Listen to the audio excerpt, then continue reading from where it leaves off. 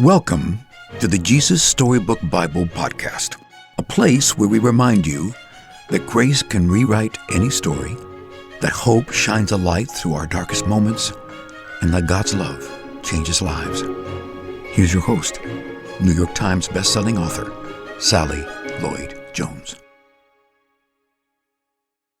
Hello, I'm Sally Lloyd-Jones, author of the Jesus Storybook Bible, which tells the story of God's never stopping, never giving up, unbreaking, always and forever love. Welcome to the show. We're approaching Advent, those weeks in December leading up to Christmas Day. And I'm sure we're all familiar with Advent calendars that count down to Christmas, usually, sometimes, especially when you're a child, with delicious treats every day. Advent, as you probably know, gets its name from adventus, the Latin word for arrival. The Oxford English Dictionary defines Advent as this: the arrival of a notable person, thing, or event. But who is this person, and what is this event? The whole of the Bible is really about Advent, about this Advent. As the Jesus Storybook Bible subtitle reads, every story whispers his name. Because truly every story in the Bible points to the arrival of this promised one, God's Son, the great rescuer, Jesus. Speaking of Advent, did you know there are exactly the right number of stories in the Jesus Storybook Bible to be able to read a story for each day of Advent, beginning on December the 1st, right up to Christmas Day, when Jesus is born? I hadn't intended to do this, and it wasn't until we began to hear from families who were using the Jesus Storybook Bible as an Advent countdown that we realized it.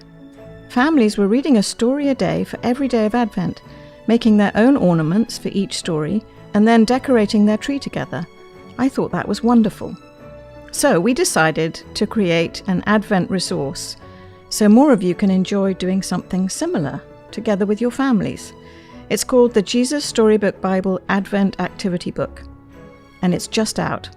And it's filled with readings, games, activities, and ornaments for every day of Advent. My hope is that as your family follows the readings and games and adds ornaments to the tree, you'll be able to trace God's hand through all the stories of the Bible and to tell together the one big story of God's great rescue plan.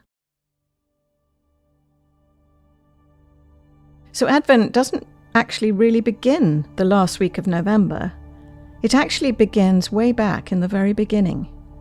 Let me read you a story from the Jesus Storybook Bible. We pick up in Genesis, where God has just created the world and declared it good. God saw all that he had made, and he loved them, and they were lovely because he loved them. But God saved the best for last. From the beginning, God had a shining dream in his heart. He would make people to share his forever happiness. They would be his children, and the world would be their perfect home. So God breathed life into Adam and Eve. When they opened their eyes, the first thing they ever saw was God's face. And when God saw them, he was like a new dad. "You look like me," he said. "You're the most beautiful thing I've ever made." God loved them with all of his heart, and they were lovely because he loved them. And Adam and Eve joined in the song of the stars and the streams and the wind in the trees, the wonderful song of love to the one who made them. Their hearts were filled with happiness, and nothing ever made them sad or lonely or sick or afraid. God looked at everything he had made. "Perfect," he said, and it was. But all the stars and the mountains and the oceans and the galaxies and everything were nothing compared to how much God loved his children. He would move heaven and earth to be near them, always, whatever happened, whatever it cost him, he would always love them. And so it was that the wonderful love story began. Now we continue on to the next story in the Jesus Storybook Bible. It's called The Terrible Lie. Adam and Eve lived happily together in their beautiful new home, and everything was perfect for a while, until the day when everything went wrong. God had a horrible enemy, His name was Satan. Satan had once been the most beautiful angel, but he didn't want to be just an angel. He wanted to be God. He grew proud and evil and full of hate, and God had to send him out of heaven. Satan was seething with anger and looking for a way to hurt God. He wanted to stop God's plan, stop this love story right there. So he disguised himself as a snake and waited in the garden. Now God had given Adam and Eve only one rule. Don't eat the fruit on that tree, God told them, because if you do, you'll think you know everything. You'll stop trusting me, and then death and sadness and tears will come. You see, God knew if they ate the fruit, they would think they didn't need him, and they would try to make themselves happy without him. But God knew there was no such thing as happiness without him, and life without him wouldn't be life at all. As soon as the snake saw his chance, he slithered silently up to Eve. "Does God really love you?" the serpent whispered. "If he does, why won't he let you eat the nice, juicy, delicious fruit? Poor you. Perhaps God doesn't want you to be happy." The snake's words hissed into her ears and sunk down deep into her heart like poison. Does God love me? Eve wondered. Suddenly, she didn't know anymore. "Just trust me," the serpent whispered. "You don't need God. One small taste, that's all, and you'll be happier than you could ever dream." Eve picked the fruit and ate some, and Adam ate some too, and a terrible lie came into the world. It would never leave. It would live on in every human heart, whispering to every one of God's children, "God doesn't love me." And it wasn't a dream, it was a nightmare. A dove flew from Adam's hand, a deer darted in a thicket. It was as if they were frightened by something. A chill was in the air. Something strange was happening. They'd always been naked, but now they felt naked and wrong, and they didn't want anyone to see them, so they hid. Later that evening, as God was taking his walk, he called to them, "Children!" Usually Adam and Eve loved to hear God's voice and would run to him. But this time, they ran away from him and hid in the shadows. "Where are you?" God called. "Hiding," Adam said. "We're afraid of you."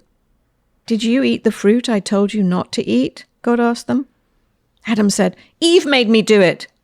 "What have you done?" God asked. Eve said, "The serpent made me do it." And terrible pain came into God's heart. His children hadn't just broken the one rule. They'd broken God's heart. They'd broken their wonderful relationship with him, and now he knew everything else would break. God's creation would start to unravel and come undone and go wrong. From now on, everything would die, even though it was all supposed to last forever. You see, sin had come into God's perfect world, and it would never leave. God's children would be always running away from him and hiding in the dark. Their hearts would break now and never work properly again. God couldn't let his children live forever, not in such pain, not without him. There was only one way to protect them. "You will have to leave the garden now," God told his children, his eyes filling with tears. "This is no longer your true home. It's not the place for you anymore." But before they left the garden, God made clothes for his children to cover them. He gently clothed them, and then he sent them away on a long, long journey, out of the garden, out of their home. Well, in another story it would all be over, and that would have been the end. But not in this story. God loved his children too much to let the story end there. Even though he knew he would suffer, God had a plan, a magnificent dream. One day, he would get his children back. One day, he would make the world their perfect home again. And one day, he would wipe away every tear from their eyes. You see, no matter what, in spite of everything, God would love his children with a never stopping, never giving up, unbreaking, always and forever love. And though they would forget him and run from him, deep in their hearts, God's children would miss him always and long for him. Lost children yearning for their home. Before they left the garden, God whispered a promise to Adam and Eve. It will not always be so. I will come to rescue you, and when I do, I'm going to do battle against the snake. I'll get rid of the sin and the dark and the sadness you let in here. I'm coming back for you. And he would. One day, God himself would come. So Advent is when we trace that magnificent story of God keeping his promise to come and rescue his children, to do for them what they could never do for themselves, to free them from darkness and slavery and suffering, to do what Dietrich Bonhoeffer wrote in his letters from prison in November 1943. Life in a prison cell may well be compared to Advent. One waits, hopes, and does this, that, or the other things that are of no real consequence. The door can only be opened from the outside. And one night long ago in Bethlehem, he stepped out of heaven and came down to live with us, to open the door, to free us from our prison of tears and sickness and hate and dying, to be Emmanuel, God with us. My hope is that the Jesus Storybook Bible Advent Activity Book will help prepare our hearts for that most magnificent arrival on Christmas Day of the promised rescuer, the young prince, the brave hero, God's own Son, Emmanuel, God with us.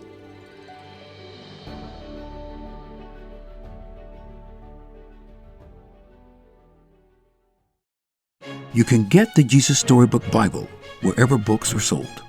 To find out more about the book and all of Sally's other books, please visit Sally at SallyLloyd-Jones.com and follow her on Instagram at Sally Lloyd-Jones and at Jesus_Storybook_Bible. Before we go, don't forget, God loves you with a never stopping, never giving up, unbreaking, always and forever love. Oh, hello, it's me again, Sally. I'm just popping back briefly to say two things. The first thing is, don't forget to subscribe to the show, because that way you'll get the stories straight to your phone. And the other thing is, while we're at it, would you rate the show and leave us a review? That would be so great, because it helps other people find the show too. I really appreciate your help. Thank you.